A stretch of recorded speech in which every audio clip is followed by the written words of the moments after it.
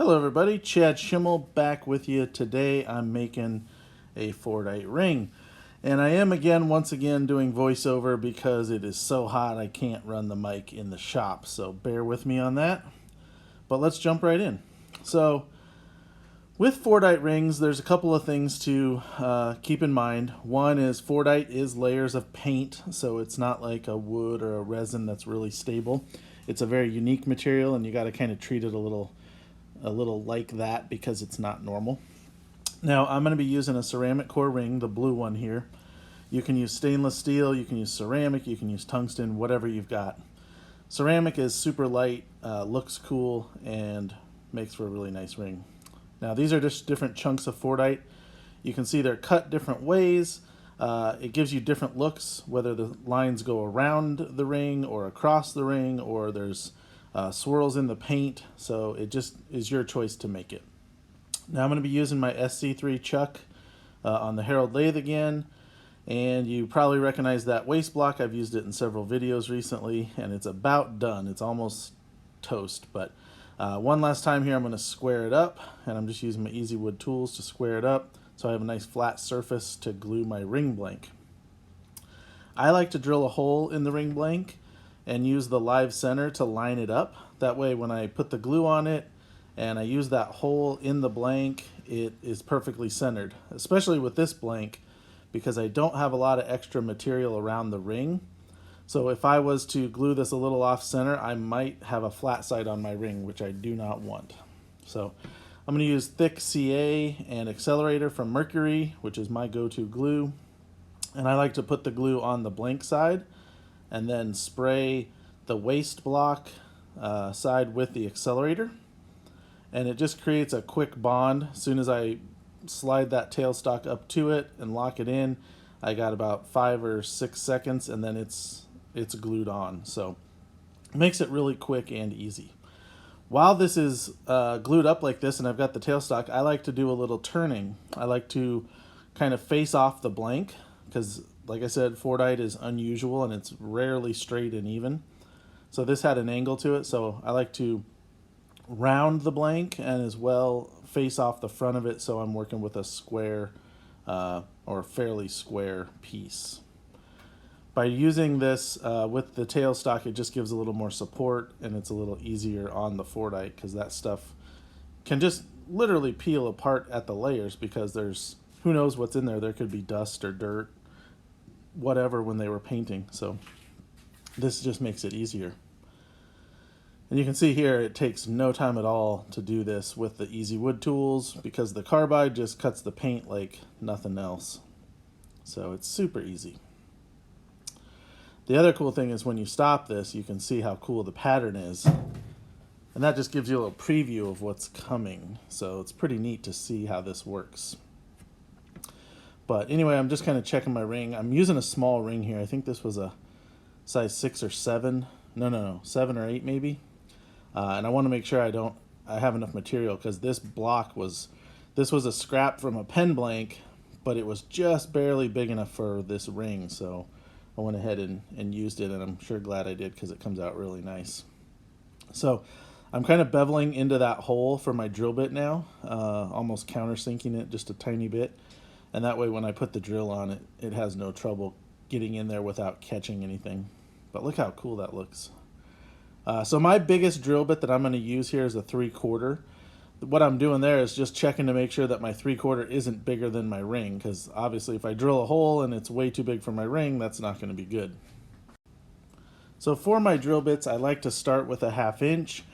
I drill a hole and then I go to a 3/4 inch, and the reason I do that is it takes out a ton of material. And when I'm using the boring head, it's fairly quick, usually just a few passes to get to my size.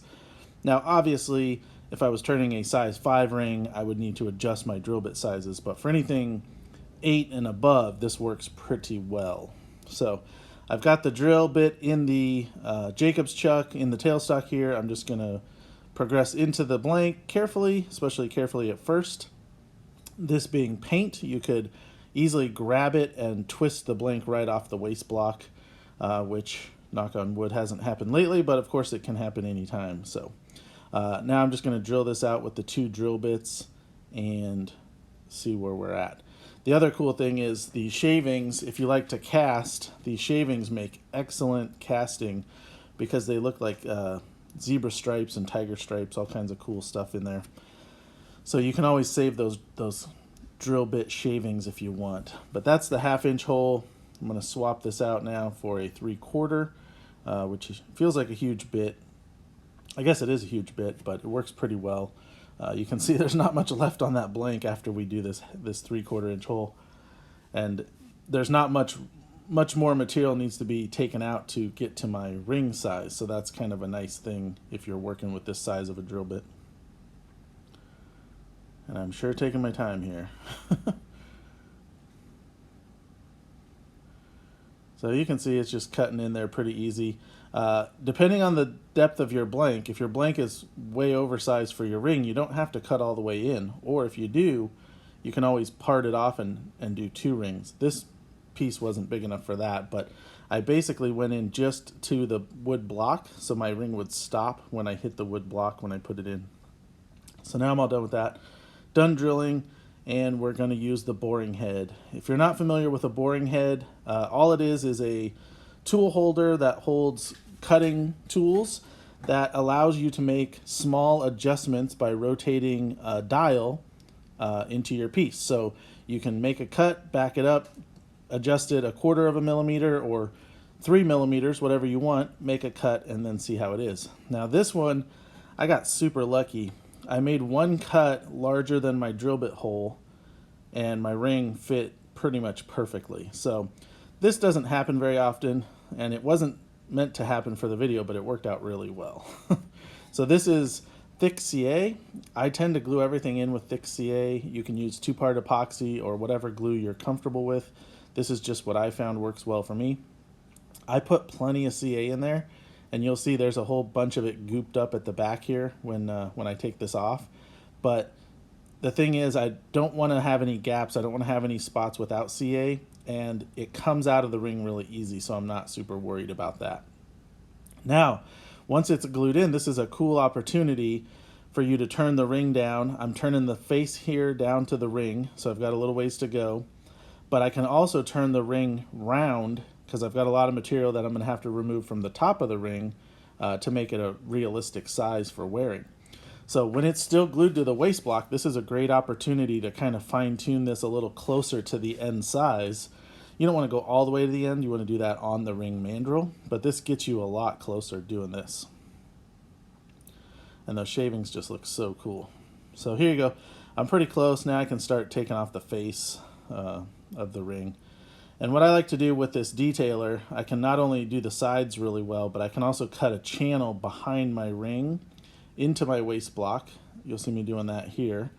And that allows my flush cut saw to get in there and cut that off real easily. So you could probably use a razor knife or something, but the flush cut saw works really well, so I kind of just prep the block for that by cutting a little channel in it right there. So do what works for you. I found this method for me. I'm pretty quick with it, so I'm gonna keep going, stick with it.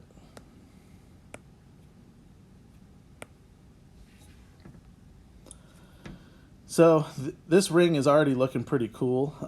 That's the neat thing about Fordite is every time you stop it, you're like, whoa, that looks cool. So you got to just kind of keep going to where you get it to what you like. There's that channel I cut behind the ring. You can see just barely in the wood. And that will allow my saw to fit in there real easily. Probably, I don't know, if I had to guess, 30 seconds with the saw, maybe less. And it comes right off because you're not really cutting much. You can see the saw blade passing through the back there. You're just cutting the size of the ring, not the whole block. So it comes off real easily. And then you are going to have some glue and waste on the back there. You can even see there's a little bit of wood from where I cut it. And you can see all that wood or that glue inside. That's no problem. The inside is good because it's slick and smooth, so you can just chip it right off.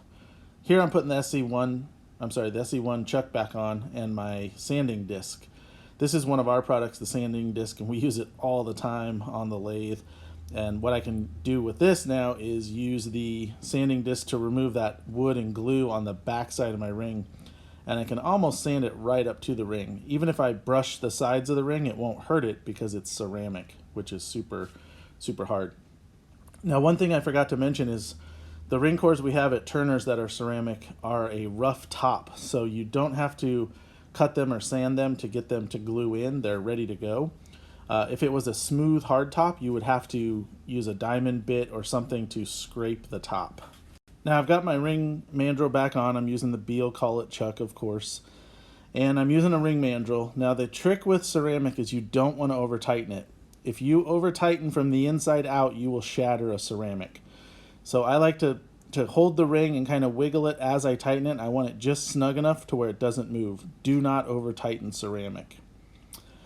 Here I'm doing my final shaping. I'm using the detailer again. This isn't a negative rake, although just thinking about it right now, a negative rake would be the perfect choice. So I'm actually going to switch my tool out for the negative rake the next time I turn. But this still works perfect. I can do the sides, I can do the front, and just make it look just awesome. Now, this is there's two sides of the ring, obviously. One side has this wavy action, which looks really cool. It almost looks like it's moving when I turn it. And the other side has the spots, I'll call it, where the paint layers are cut. So obviously that's the more fun side, but they both look really cool. This is the negative rake on a finisher mini tool, and I'm just using it to flatten out the top of this ring to where it's smooth from my detailer. Just look at it, make sure it looks good how you want it.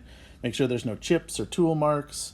You can take it off and flip it. I like to inspect it a little bit before the final finishing. And this one's looking pretty awesome. So it's pretty cool. There's that side with those nice cool stripes. It looks really cool. So you can see me wiggling there, and I'm just wiggling to where it snugs it, and that's all. Last little bit here, I had noticed one little spot of glue up on the edge, so I wanted to get right up to the ring. And one thing I do is I make sure my tool is just above the surface to where if I bump my tool into that ring mandrel, I don't catch those cuts in the mandrel with my tool tip. It actually bumps the bottom of the tool, so that helps. Now I'm ready to go, so I'm going to clean up here real quick. I'm going to grab my water tray. I like to have this metal tray with my water on it. Helps keep everything clean, plus it gives me a little flat surface to do. I'm going to sand with 600 and then polish with Zona paper. If you've watched my videos, you're probably sick of hearing me say that, but it works, so why would I change, right? The 600, after turning with carbide, I don't like to go any lower because I feel like I'm scratching a smooth surface with, if I started with 220, I'm putting big scratches in there that don't exist from my tools. My tools are carbide and they're super sharp, so they're leaving a smooth, flat finish. So this 600 is really just to make sure it's perfectly flat, make sure I don't have any sharp edges on the corners. And you'll see this like slurry come off of these rings because, I'm wet sanding paint. It's not like wood or anything. That's literally just paint paste. So it sands pretty easy. Always sand it wet. You don't want this dust in the air. But it's pretty easy. Sand with 600, jump to Zona to polish. And I just work through the 6 grits of Zona with the water. Keep it wet, keep it moving. You don't want to have it heat up at all, especially with this paint. The paint can heat up really fast, so it's important to keep it moving and keep it wet. But this doesn't take long. The whole sanding and polishing probably takes less than 5 minutes. And I'm not showing every grit here for the full time, but it's a pretty quick process. So this looks like white, our final one, and you can really see that ring start to shine even through the water. So we shine it up with the white, and then I like to use, we have a thing called Ring Bling, which is, it's like the step 6 of the magic juice, and it really just is a nice cleaning. It cleans it and polishes it, gives it just that little extra shine. So I use 1 drop of the Ring Bling, and I do this on pens too, acrylic and CA finish pens, but 1 drop of the Ring Bling is all you need, and that'll really clean it up and make it shine like nothing else. So that is my final step, And surprisingly, the Fordite really does take a shine nicely, and it's pretty, seems pretty durable. I don't do a CA finish or anything on it, and I've not had any trouble with that. But it looks really cool. Take a look at that. Who wouldn't want that ring, right? So we can pop it off of there, clean the inside. I always use the Ring Bling paper towel to wipe out the inside, make sure I don't have any glue or anything left in there. But that looks pretty good. That is a killer ring. Hope you want to make a Fordite ring after watching this, because they sure are cool. Now this thing is super lightweight. It almost feels like nothing. I would feel like it's fragile wearing it. But thanks for watching.